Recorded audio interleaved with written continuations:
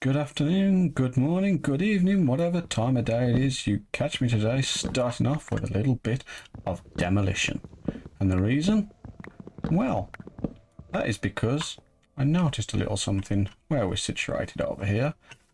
As you can see, I've extended my farmland, but if we just go into a little bit of an aerial view, you can see we have an island, and I am going to turn this entirely into a farming island at some point anyway. I'm not going to do it a lot now, but to start that, I need to tear down this house and get rid of this little land bridge, I suppose, making the storage unit the only bridge between the two.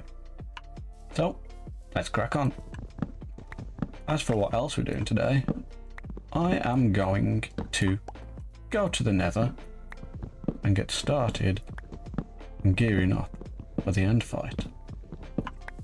Now, in order to do that, we need a few things first.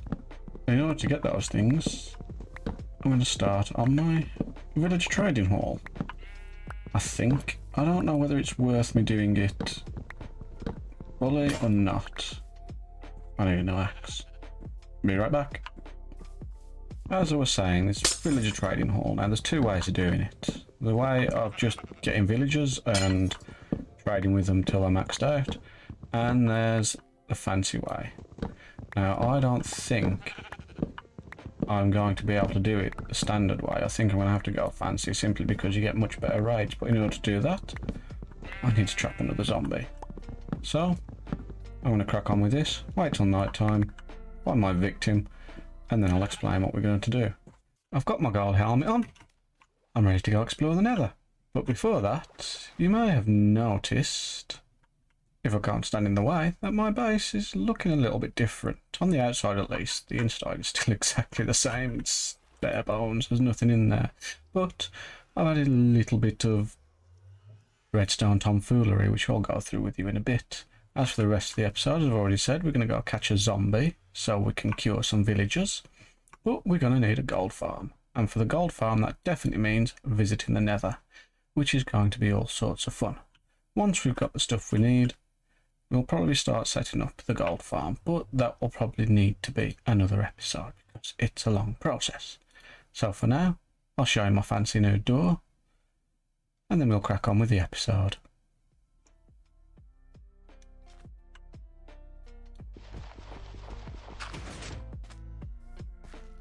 This redstone has two main components. Firstly, you've got the door that just hides everything, which had the lever activating, which was fine, but I don't know, I just like the hidden aspect of it, so we replaced that with an observer. And round the back of it, I don't think we needed to do anything. Can't remember, let's double check. Yep, just make sure that you block the back of the observer and it will send the signal into both of these.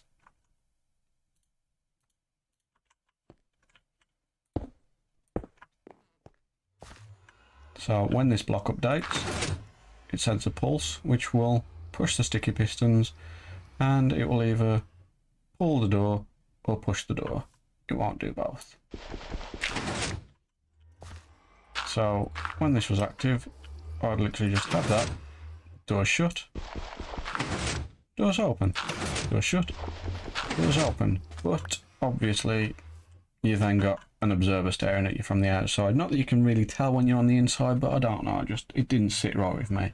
So I added this second part, which is just another piston here, attached to a little bit of redstone that goes through to this here, which pulls that one down. So if we plonk this block here, plonk this block here, when it pushes it up, it updates the observer and allows for that to happen. Pull it down and it reverses it. So all in all, it's literally just updating this observer to push those pistons. And that is all there is to it. And let's reconstruct this.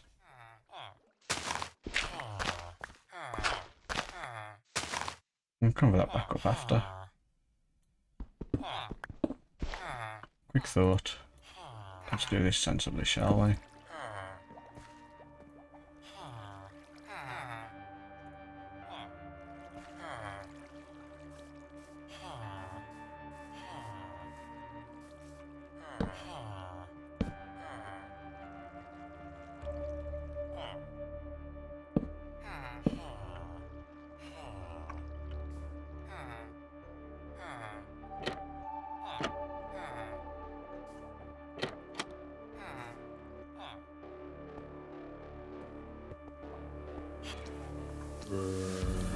you want to pick this up?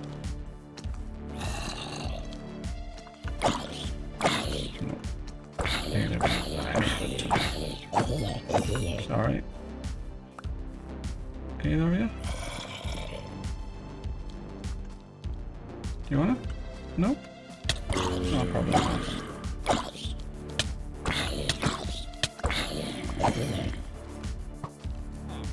Oh, you picked up that. Okay.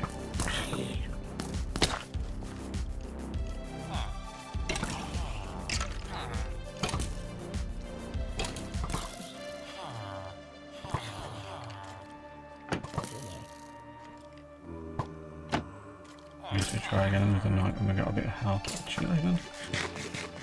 There's a couple over there.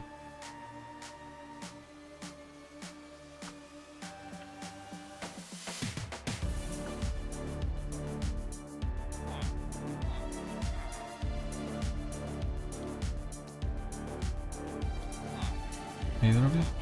Nope. Yep, we've got one.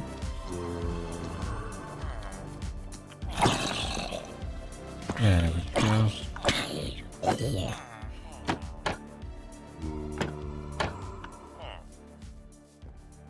Oh, that was much easier than expected after the last few nights for anything to go by. Although, maybe easy is not the best word considering it's took us 3 nights. Either way, let's go reset the day. And there he is, folks, Resident Zombert. Let's just patch our ceiling up again. Change the ambience in here a bit, give you a little bit of light. There we go. I think I'll make this a little bit bigger just so I've got some room to move around in. There we go. Oh, 2 of you. Oh, ain't I lucky? One of you's not going to be having too much fun. The other one's going to have to wait a bit for his fun.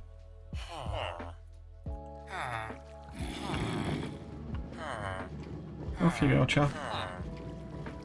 I suppose I'll just leave them in the room together, shall I? Let nature take its course.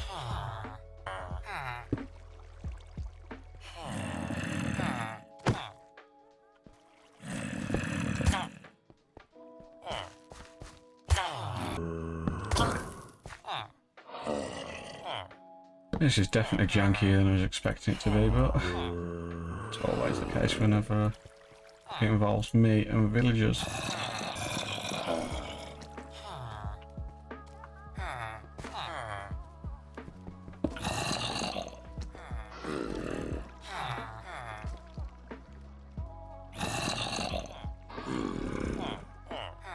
I didn't want you in the same boat.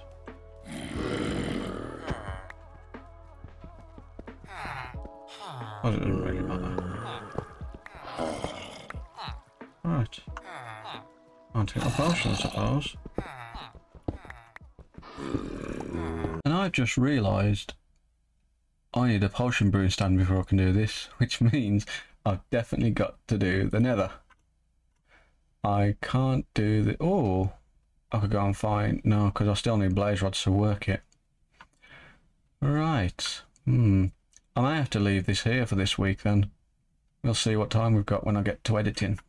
Okay, this may be goodbye. This may be going back to the nether. We'll see.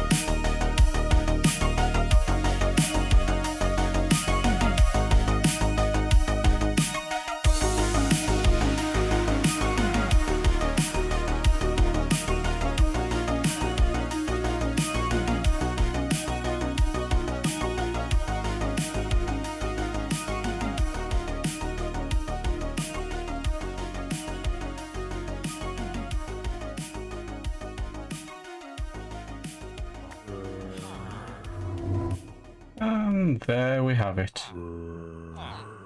One perfectly cured villager. Now, I'll just block his escape before he drives and runs off. I assumed he would stay in the boat, but no. I can't tell. Is he standing there? Is he sitting there? Either way. The way we get that... Oh, he's even gave me my boat back. Okay. Stop getting distracted now. The way we achieve that is with a potion of weakness, splash potion of weakness, and a golden apple on a zombie villager. To get a splash potion of weakness, all you need is 3 bottles of water into the brewing stand, a little bit of blaze powder made from a blaze rod. It doesn't run out, which is quite useful. Fermented spider eye, which you make using sugar, a brown mushroom, and a spider's eye. You plonk the fermented spider's eye into the water bottles, they become potions of weakness. You plonk the gunpowder in to make it splash potion, and then once you've given him the potion of weakness, give him an apple and he'll start shaking, like you saw. And then, voila, you have a cured villager. Now, I can do this a couple more rounds. I think I've got enough for 1 more apple after this. You want to do it ideally 5 times per villager. That is the optimal amount to get the best rates possible. So, since I'm going to want a few of these, I'm going to actually set up the room because this boat didn't work quite as planned. And here we have a zombie holding unit.